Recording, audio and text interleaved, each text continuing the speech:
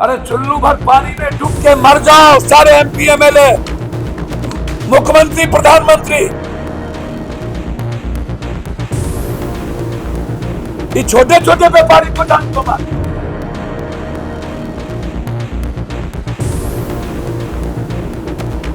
इन mafia नेता पदाधिकारी के घर को तोड़िए पहले। जी हाँ दोस्तों, तो पप्पू यादव का नहीं देखा होगा आपने इतना गुस्सा, तमतमाए आग बबूला, और आखिर किसके खिलाफ चल दिए सुप्रीम कोर्ट।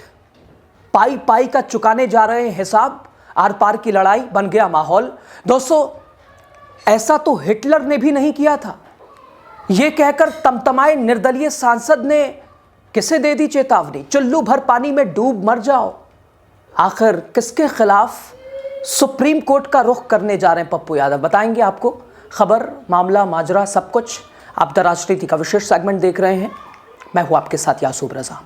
दोस्तों, बिहार में बुलडोज़र एक्शन आपने देखा, जो कि आमतौर पर बीजेपी जहां भी नई नई शुरुआत करती है, सरकार बनाती है, बनती है, तो वहां कुछ हड़बड़ी दड़बड़ी में करने की कोशिश होती है कि भाई शुरुआत है, उखाड़ फेंको, एकदम एक्शन मोड अपना दिखाओ। और यानी चूँकि बहुत सारे ऐसे लोग हैं जिन्होंने वोट तो दिया, हालांकि अब 10,000 योजना या जो भी कहें आप, लेकिन अब वो पछता रहे हैं क्योंकि उनके घरों पे आफत है, उनके व्यापार, उनके कारोबार, उनके दुकान, उनके घर पे आफत है। साहब, अतिक्रमण की मार है, जिला प्रशासन का बुलडोज़र है। लेकिन लगातार विपक्ष, लगातार बिहार की जनता की नाराजगी, लेकिन उस बीच पप्पू यादव आग बबूला, तमतमाए सुप्रीम कोर्ट का करने जा रहे हैं रुख। दोस्तों, बिहार में बुलडोज़र का गरजना, सरकारी अभियान बेहद तेज, और इसके बीच सियासत का तूफान, गरीबों और छोटे व्यापारियों के आशियानों को ध्वस्त करने की कार्रवाई, और एक आवाज जो कह रही है चुल्लू भर पानी में डूब के मर जाओ। और हाई कोर्ट ने अगर दरवाजा ना खोला तो सुप्रीम कोर्ट का रास्ता अपनाने का ऐलान उन्होंने कहा। जो गरीब, दलितों, कमजोरों की हिफाजत नहीं कर सकता, उसे एक पल भी कुर्सी पर रहने का, सत्ता का भोग करने का कोई हक अधिकार नहीं है। साफ कह रहे पप्पू यादव, चुल्लू भर पानी में डूबकर मर जाओ, मुख्यमंत्री, प्रधानमंत्री, सांसद, विधायक। अरे चुल्लू भर पानी में डूब के मर जाओ सारे एमपी एमएलए, मुख्यमंत्री, प्रधानमंत्री। जो इस देश के गरीब, दलित, कमजोर और आम व्यापारी की हिफाजत करने की हिम्मत न रखे, उसको एक पल भी कुर्सी पे रहने का राइट नहीं है। कौन सा मर्दानगी है कि आम आदमी के अधिकार को छीन रहे हो। 14 तारीख को रंगमिला मैदान में जो रैली है, इस मुद्दे को वहां रखे। पप्पू यादव कहते हैं आप गरीबों का घर क्या तोड़ रहे हो, छोटे छोटे व्यापारियों की रोजी रोटी छीन रहे हो, अत्याचारी कदम है ये। सरकारी कार्रवाई को कठोर बताते हुए पप्पू यादव का आरोप के बिना नोटिस, बिना कोई व्यवस्था, बिना कोई विकल्प गरीबों के घर और दुकानों को गिराया जा रहा है। उनका कहना है कि अदालत के आदेशों में भी ऐसी कार्रवाई की इजाजत नहीं है, ऐसी कार्रवाइयों की इजाजत अदालत भी नहीं देती। उन्होंने याद दिलाया, अभी हाल ही में रिटायर्ड हुए पूर्व जस्टिस सीजेआई बी.आर. गवई के आदेश का हवाला दिया। उन्होंने साफ कहा कि बच्चों के निवालों पर चोट नहीं की जा सकती है। ये बुलडोजर का नहीं बल्कि कानून का देश है। इन माफिया नेता पदाधिकारी के घर को तोड़िए पहले। सबसे ज्यादा बिहार में किसी के पास जमीन है गैर मजरूआ तो वो पदाधिकारी है, तब डॉक्टर है, तब नेता है। इनको क्यों छोड़? ये छोटे छोटे व्यापारी को जान क्यों मार? और ठंड महीने में हम अगले सप्ताह यदि हाईकोर्ट नहीं सुनी तो हम सुप्रीम कोर्ट में रिट फाइल करेंगे। दोस्तों, आमतौर पर पूर्व justice B R. Gavai bulldozer action को लेकर कितनी फटकार उन्होंने लगाई सरकारों को। और एक बार फिर, चूंकि बिहार में सम्राट चौधरी कह रहे हैं कि मेरा नाम सम्राट है भाई, बुलडोजर नहीं है। अरे साहब, क्यों गिरा रहे हैं लोगों का घर? तो लोग तो बुलडोजर कहेंगे ही। योगी मॉडल चाहिए बिहार में, बिहार को यूपी बनाना है, योगी बाबा। दोस्तों, फिलहाल अगर आप देखें तो बुलडोज़र उत्तर प्रदेश से शुरू होकर मैसेजिंग के तौर पर मध्य प्रदेश, राजस्थान, इसके अलावा उत्तराखंड और अब नई नवेली सरकार बिहार में भी कारनामा दिखाती नजर आ रही है। लोगों के सिरों से छत छीनती नजर आ रही है, लोगों को रुलाती जा रही है। और वही वो लोग कह रहे हैं कि मेहरारू पैसा ली है 10-10 हज़ार और मर्द को झेलना पड़ेगा। ऐसे इसी भाषा में लोग कह रहे हैं कि मेहरारू ने तो 10,000 रुपये ले लिया, लेकिन अब घर का मर्द जो है, जो उसका पति है, उसे मार झेलनी पड़ेगी।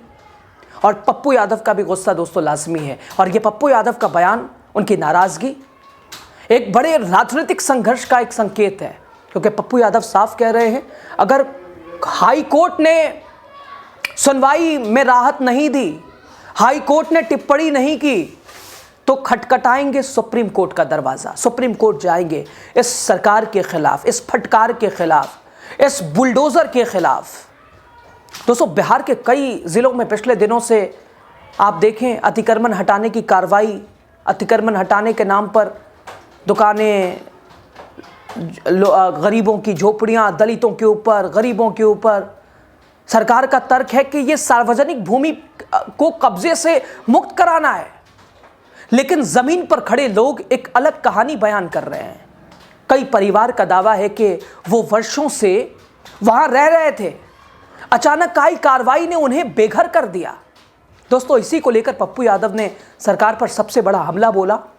राजनीतिक गलियारों में ये बयान तेज़ी से वायरल है। उनका गुस्सा, उसे देखकर लोग काफ़ी इमोशनल टच जुड़ रहा है। विपक्ष इस मुद्दे को लगातार सरकार को घेरने की तैयारी में है। दूसरी तरफ समर्थकों का कहना है कि राज्य सरकार कानून के तहत कार्रवाई कर रही है, सम्राट सर कानून के दायरे में काम कर रहे हैं। हालांकि वो खुद कल के सदन में उन्होंने कहा कि नहीं, मुझे बुलडोज़र से मतलब नहीं, मेरा नाम सम्राट है, बुलडोज़र नहीं है। तो क्यों चलवा रहे हो भाई बुलडोज़र? और कल तक कहाँ था ये बुलडोज़र? चुनाव से पहले कहाँ था ये बुलडोज़र? सरकार बनते ही क्यों उठाया ये बुलडोज़र? सरकार बनते ही कैसे नज़र आने लगा अतिक्रमण? साहब, 20 साल से सरकार है, ये कार्रवाइयाँ कहाँ थी? 20 साल से तो आप ही लोग जो है भोग रहे हैं, बिहार की कुर्सी आप ही के हिस्से में है। दोस्तों, ज़मीन पर मौजूद लोगों का गुस्सा अलग ही कहानी कहता है। लोग पूछ रहे हैं यह अतिक्रमण हटाना ज़रूरी भी है, तो क्या गरीबों को एक झटके में सड़क पर ला देना ये कौन सा न्याय है? बुलडोज़र की राजनीति देश भर में चर्चा का विषय रही और अब बिहार में भी उसी राह पर लगातार कार्रवाइयाँ दिखाई दे रही हैं। बिहार भी उसी राह पे है। सम्राट चौधरी को योगी आदित्यनाथ बनना है, लेकिन पप्पू यादव का कहना है कि कार्रवाई होगी, लेकिन रिजल्ट आने के बाद ये क्या मतलब है? करनी थी तो सरकार बनने से पहले कर लेते, अभी क्यों? ये सवाल सरकार की मंशा पर सीधे सीधे निशाना साधता है। बात केवल राजनीतिक बयानबाजी तक नहीं रुकी, मामला अदालत की दहलीज तक पहुंच चुका है। पप्पू यादव ने स्पष्ट चेतावनी दे दी है, अगर हाई कोर्ट ने नहीं सुना तो सुप्रीम कोर्ट जाएंगे। हम सरकार को गरीबों का घर गिराने नहीं देंगे, उससे रोकेंगे।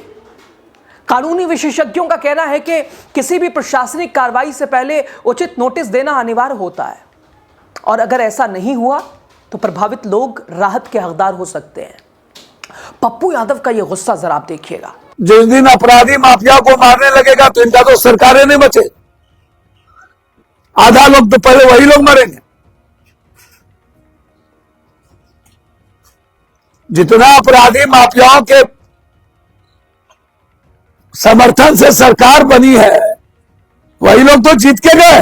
दोस्तों, एक तरफ प्रशासन का बुलडोजर, दूसरी तरफ गरीबों का दर्द, लोगों के घरों से टूटा सामान, बच्चों की किताबें बिखरी हुई, परिवार बिखरा हुआ, बेसहारा, एक बड़ी बहस को जन्म दे रहा है। क्या ये कार्रवाई वास्तव में कानूनी है?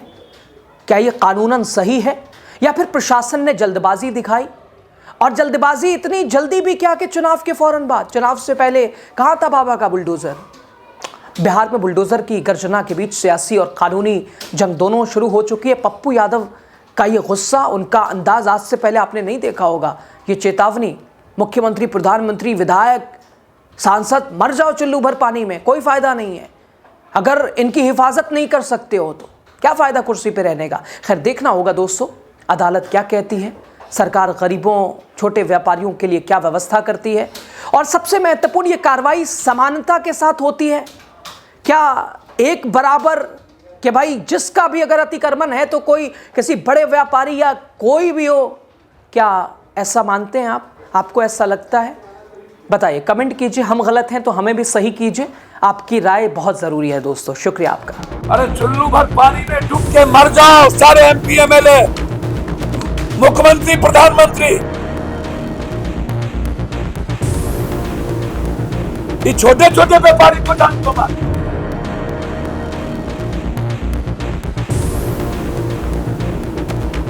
इन माफिया नेता पदाधिकारी के घर को तोड़िए पहले।